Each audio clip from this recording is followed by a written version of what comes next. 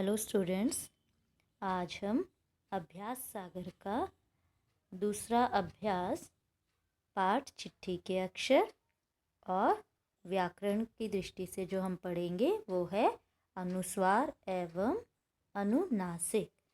तो पहले हम इस विषय को समझ लेते हैं कि अनुस्वार किसे कहते हैं। इसको हम बिंदु वाले शब्दों को हम व्याकरण की भाषा में अनुस्वार कहते हैं और चंद्र बिंदु वाले शब्दों को व्याकरण की भाषा में अनुनासिक कहते हैं। तो आज हम बिंदु और चंद्र बिंदु वाले शब्दों को जानेंगे। तो देखिए, पहला ही आपका जो प्रश्न है वो ये दिया गया है कि ऊपर दिए गए वाक्यों में से उन शब्दों को छांट कर लिखिए जिन पर बिंदु लगा है अथवा चंद्र बिंदु लगा है। तो यहाँ जो ये पंक्तियाँ दी गई हैं इनमें से हमने छांटने हैं कौन से जिसमें बिंदु लगा है और जिसमें चंद्र बिंदु लगा है। ये बिंदु वाले शब्द और चंद्र बिंदु वाले। तो ये बिंदु वाले शब्द देखिए सामने दिखाई दे रहे, जैसे संपादक, सुंदर, है ना, ये बिंदु वाले शब्द हैं। और सुंदर भी है, यहाँ पर संपादक है। और चंद्र बिंदु वाले हैं मुंह, भाप। तो ये शब्द हमारे यहाँ पर आए हैं। अब देखिए, जैसे ही हमने बोला सुंदर या हमने कहा, इसको बोलकर देख लेते हैं, संपादक, सुंदर, भाप। लेकिन जैसे हम भाप चंद्र बिंदु वाला बोल रहे हैं तो हमारा मुंह भी खुल रहा है साथ में, और मुंह। तो यहाँ इसी से संबंधित ये प्रश्न है। प्रश्न दूसरा, बिंदु वाले शब्दों में जिस वर्ण पर बिंदु लगा है उसे बोलने के बाद आवाज़ कहाँ से निकलती है? उचित उत्तर पर सही का निशान लगाइए। देखिए, अब कह रहे हैं जो बिंदु वाले शब्द हमने उच्चारण किए ना, उन शब्दों का उच्चारण किया, तो उन शब्दों के उच्चारण करते समय यानी बिंदु का उच्चारण करते समय वो आवाज़ जो है वो कहाँ से निकलती है, सही उत्तर पर निशान लगाना है। देखिए, मुंह से निकलती है, नाक से, या मुंह एवं नाक दोनों से। तो कहाँ से आती है? को हमने बोला जैसे बिंदु, बिंदु, है ना, ये भी बिंदु वाले शब्द है। संपादक हमने अभी ऊपर पढ़ा था, संपादक। और सुंदर तो हमारे कहाँ हो रही है वाइब्रेशन? थोड़ी नाक में हो रही है, तो इसका उत्तर होगा नाक से। तो बिंदु वाले शब्दों में जिस वर्ण पर बिंदु लगा है, केवल हम उसी की बात कर रहे हैं जिस पर बिंदु लगा है, उसे बोलने के बाद आवाज़ कहाँ से निकलती है? तो आवाज़ निकलती है नाक से। यानी कि अनुस्वार को बोलते समय जो है नाक से आवाज़ निकलती है। प्रश्न तीसरा, चंद्र बिंदु वाले शब्दों में जिस अक्षर पर चंद्र बिंदु लगा है उसे बोलते समय आवाज़ कहाँ से निकलती है? उचित उत्तर पर सही का निशान लगाएं। तो चलिए अब हम बोल के ही देख लेते हैं। जो हमने पीछे शब्द पढ़े थे वो उसमें चंद्र बिंदु वाले शब्द आए थे, मुंह, मुंह आया था शब्द, और साथ ही भाप। तो जैसे हम मुंह भाप बोल रहे हैं तो हमारा भी मुंह भी खुल रहा है ना। तो आवाज़ कहाँ से आ रही है? मुंह से, नाक से, मुंह एवं नाक दोनों से। तो हम बोल रहे भाप और मुंह। तो हमारी जो आवाज़ कहाँ से आती है? मुंह एवं नाक दोनों से। तो अब इसकी सही परिभाषा क्या बन जाएगी कि अनुस्वार को बोलते समय आवाज़ जो है वो नाक से आती है, और अनुनासिक को बोलते समय यानी चंद्र बिंदु वाले शब्दों को बोलते समय आवाज़ मुंह एवं नाक दोनों से आती है। प्रश्न 4 देखिए, हमें वर्णमाला को पूरा करने के लिए कहा है। मैंने पहले ही कहा था वर्णमाला हमें ज़रूर याद रहनी चाहिए। तो देखिए, इसमें वर्ण लिखे गए क, च, ट, त और प वर्ग। तो ये हमारी कैटेगरी है ना, क वाली लाइन, च वाली लाइन, ट वाली लाइन, त वाली लाइन और प वाली लाइन। तो देखिए पहला वर्ण यहाँ पर क है, तो दूसरा यहाँ पे क्या होगा, तो इसको हम पूरा कर लें लिख के, है ना। क्या आना चाहिए यहाँ पर, आप भी साथ साथ में अपनी किताब में इस वर्णमाला को ज़रूर लिखेंगे और ध्यान से इसको याद भी रखना है, क्योंकि इसी से संबंधित फिर अगले प्रश्न भी हैं यहाँ पर।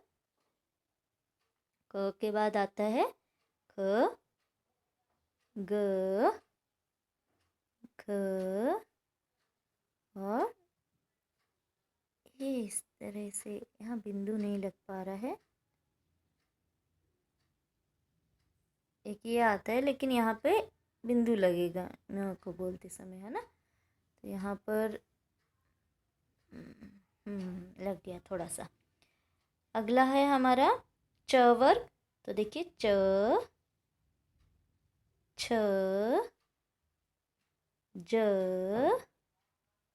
झ और कौन सा वर्ण आता है हमारा, ये वाला, है ना, इसको ध्यान रखेंगे। फिर है हमारा ट, ट के बाद आता है हमारा ठ, ड, ढ और ण, पंचम वर्ण आ गया ण। फिर हमारी त वर्ग की लाइन है, त में देखिए त, थ, द, ध और पंचम वर्ण आ गया न। फिर प वाली लाइन में पहला प आता है, फिर आता है हमारा फ, ब, भ, म। ये देखिए अब हमारे सामने ये पूरा हमारा एक टेबल तैयार हो गया, जिसमें हमने क ख ग पूरा ही लिख लिया है। तो ये है हमारे क वर्ग की लाइन, है ना। तो ये हमारी क वर्ग की लाइन है, तो इसमें हमने पांचवें वर्ण तक लिखा है, ध्यान देंगे पंचम वर्ण तक ये आया है ना। और हमने इससे आगे क ख ग नहीं लिखा है, क्योंकि इससे आगे जो है हमारे पंचम वर्ण नहीं आते। फिर तो श श स ह, है ना, य र ल व श श स ह, क्षत्रज्ञ ये सब आता है, तो 4 और 3 अक्षर ये आना शुरू हो जाते हैं य तक, और ये पंचम वर्ण केवल प वाली लाइन तक आते हैं, है ना। तो ये ध्यान आपने रखना है। अगला प्रश्न हम बढ़ते हैं। देखिए पांचवें प्रश्न में अब क्या किया गया है, इसी टेबल के अनुसार आप चलेंगे। क्या आप जानते हैं कि कुछ शब्दों को 2 प्रकार से लिखा जाता है? बिल्कुल, जैसे नीचे दिए गए शब्दों को पढ़िए और समझने का प्रयास कीजिए। अब यहाँ ध्यान दीजिए कि कैसे लिखा जाता है।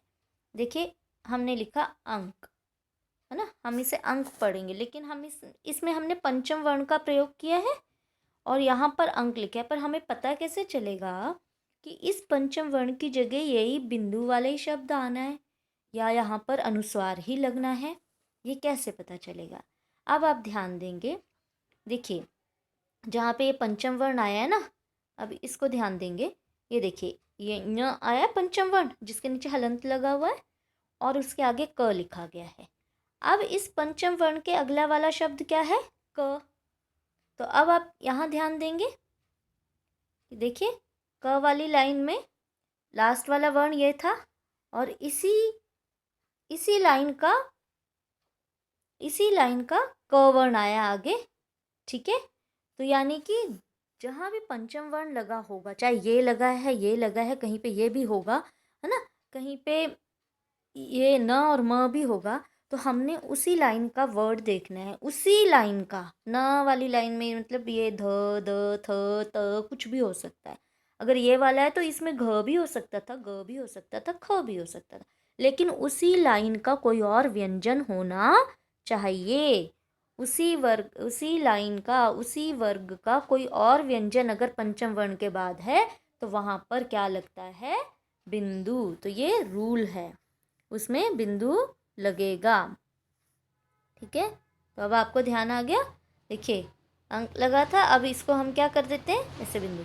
और इसी का अगर हमने कहा कि वो पंचम वर्ण में लिखे तो भी हम कैसे करेंगे, तो भी हम इसको कैसे लिखेंगे पंचम वर्ण में।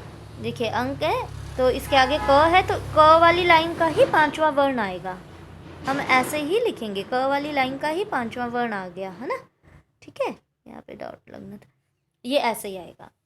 अब अगला देखेंगे चंचल, है ना। चंचल में च वाली लाइन का ही ये वाला पंचम वर्ण लगा हुआ है और उसके आगे च है।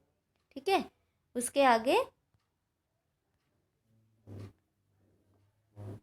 आगे च लगा हुआ है, तो इसमें भी क्या आएगा, फिर इसके ऊपर जो है बिंदु आ जाएगा, पहले वाले शब्द पे आ जाता है बिंदु, जो होता है अनुस्वार पहले वाले शब्द पे आ जाता है। फिर समझेंगे जब भी पंचम वर्ण है, पंचम वर्ण के अगले वाला हमने व्यंजन देखना है, अगर वो व्यंजन उसी लाइन का है, जिस लाइन का वो पंचम वर्ण है उसी लाइन का है, उसी वर्ग का है, तो हम अनुस्वार लगाएंगे, अगर नहीं है तो हम अनुस्वार नहीं लगाएंगे। ठीक है, जैसे ठंडा, अब न देखिए ट वाली लाइन का ही था ना, ट ठ ड ढ ण, तो ध्यान रखेंगे, देखो ण और उसके आगे क्या आ गया, ड आ गया, तो उसी लाइन का ये ड भी उसी पंचम वर्ण वाली लाइन का ही है, इसीलिए यहाँ पर अनुस्वार आ गया, इसीलिए यहाँ पर अनुस्वार आया है। आगे देखिए हमने लिखा है चंदा, न त वाली लाइन का ये त थ द ध न, अब न के आगे द है, वो भी उसी लाइन का है व्यंजन अगला, इसीलिए हमने बिंदु लगा दिया। पंप में भी ऐसा ही है, म जो है प वाली लाइन का, उसी के आगे प आ गया, उसी लाइन का अगला व्यंजन आ गया, इसलिए हम अनुस्वार लगाएंगे। अब एक बात बिल्कुल ध्यान रखेंगे, आप जो गलती करते हो, ठीक है, कौन सी गलती करते हो, बहुत बड़ी गलती करते हैं, जब मैं क्लास में भी बताती हूँ क्या गलती करते हो। देखो आप दिनांक कैसे लिखते हैं, आप लिखते हो दिनांक ऐसे, जबकि मैं कई बार बोलती हूँ ये गलत है। अब एज पर रूल देखिए, जो हमने यहाँ पर जो तरीका पढ़ा कि अनुस्वार का प्रयोग कहाँ होना है, आप देखिए न के बाद, ठीक है, न के बाद क आया है ना, ठीक है, दिनांक सॉरी, आपने न के बाद, आप दिनांक ऐसे लगाते हैं, जबकि दिनांक को अगर हम पंचम वर्ण में लिखें तो वो ऐसे है, इस तरह से लिखी जाती है। ठीक है, दिनांक, तो ये देखिए ये पंचम वर्ण कौन सी लाइन का है, क वाली लाइन का ही है, और इसके आगे क आया है, तो एज पर रूल हमारा क्या लगेगा, इसको हम हटा देंगे तो दिनांक हमारा ये नहीं होगा। ठीक है, जो हमने ऊपर आप चंद्र बिंदु लगाकर लिखते हो, ये एज पर रूल गलत है, तो दिनांक हमारा क्या बनेगा, दिनांक हमारा बनेगा इस तरह से। देखिए पंचम वर्ण के बाद क आया है ना, तो दिनांक हमारा ऊपर बिंदु लग के ये बनेगा, ये दिनांक लिखा जाएगा, जो कि आप गलत लिखते हो। ठीक है, चंद्र बिंदु नहीं लगेगा, एज पर रूल भी गलत है और लिखते भी आप गलत हो। ठीक है, तो बिंदु ही लगेगा, अनुस्वार ही लगेगा। ठीक है, अब व्याकरण वाली भाषा में याद रखना है कि अनुस्वार बोल रही हूँ तो बिंदु, अनुनासिक बोल रही हूँ तो चंद्र बिंदु। तो देखिए अब क्या याद रखेंगे हम, याद रखिए शब्द के दोनों रूप सही हैं, चाहे हम उसमें पंचम वर्ण को लिख रहे हैं वो भी सही है, हम अनुस्वार लगाकर लिख रहे हैं वो भी सही है, मगर आजकल शब्दों को मानक रूप में दूसरे प्रकार से लिखा जाता है। ठीक है, मानक जो आजकल हम मानकर चलते हैं इस तरह से लिखना है, तो अंक, चंचल, ठंडा, चंदा, पम, शब्द, ये जो है ये मानक रूप में है, ये जितने भी ये शब्द हैं ये मानक रूप में है। इसको अगर हम पंचम वर्ण में डालना हो तो बहुत आसान है, देखो अंक लिखा तो क से पहले बिंदु अगर हट जाए तो क्या आएगा, पंचम वर्ण, इसी लाइन का जो लास्ट पंचम वर्ण है वो आ जाएगा बीच में हलंत लगा के। यहाँ पे भी वही आधा, जिसको हम आधा लिख सकते हैं उसको आधा लिखते हैं, जिसमें हम आधा नहीं लिख सकते पंचम वर्ण तो उसको हम हलंत लगाते हैं। तो ये लिखने का आप अभ्यास करेंगे, प्रयास करेंगे और इन चीज़ों को याद रखेंगे, और सर्वप्रथम आपने वर्णमाला पूरी याद रखनी है, ठीक है, कहाँ कहाँ पंचम वर्ण आता है, और उन शब्दों को आपने ध्यान रखना है, लिख कर देखना है। कई शब्द लो, प्रैक्टिस करो कि जो रूल बताया है क्या एज पर रूल ठीक चल रहे हैं। आप कोई भी शब्द ले लो, देखो कंघा लिख लो, है ना, चंचल लिख लो, तो क्या एज पर रूल हम पंचम वर्ण वही डाल रहे हैं और उस पंचम वर्ण के स्थान पर क्या अनुस्वार आ रहा है ना। तो ये आपने बिल्कुल ध्यान से करना है, ठीक है। फिर मिलेंगे हम अगले वीडियो के साथ, तब तक ध्यान लगाकर पढ़िए, स्वस्थ रहिए।